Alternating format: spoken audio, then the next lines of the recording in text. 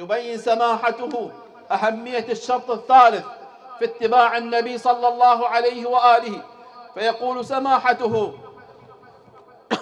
ولعله المتمم للشرطين السابقين، أي إن لم يتوفر فلا فائدة من وجود الشرطين الآخرين، فحاولوا يا أخوتي جاهدين على أن توفروا في أنفسكم تلك الشروط، إني لكم من الناصحين.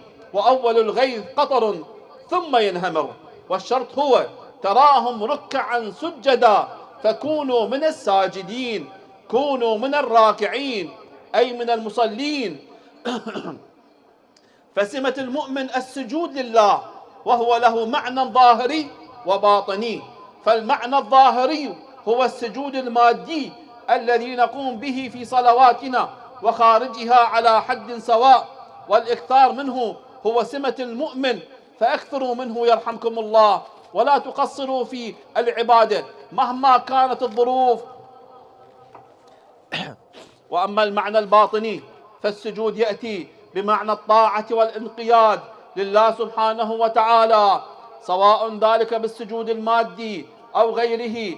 فمن عبد الله أطاعه وانقاد له وسجد، ومن أمر بالمعروف ونهى عن المنكر بعد أن اهتدى أيضا هو سجود معنوي، ومن نهى النفس عن الهوى فهو سجود معنوي، وغير ذلك كثير. فاتقوا الله وكونوا قوامين بالقسط شهداء على أنفسكم، يقوم بعضكم بعضا لا يعادي بعضكم بعضا.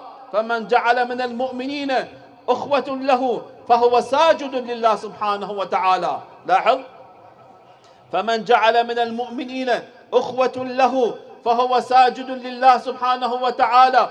وكما هو مذكور في الآية: سيماهم في وجوههم من أثر السجود، سورة الفتح، وهي سمة المؤمن.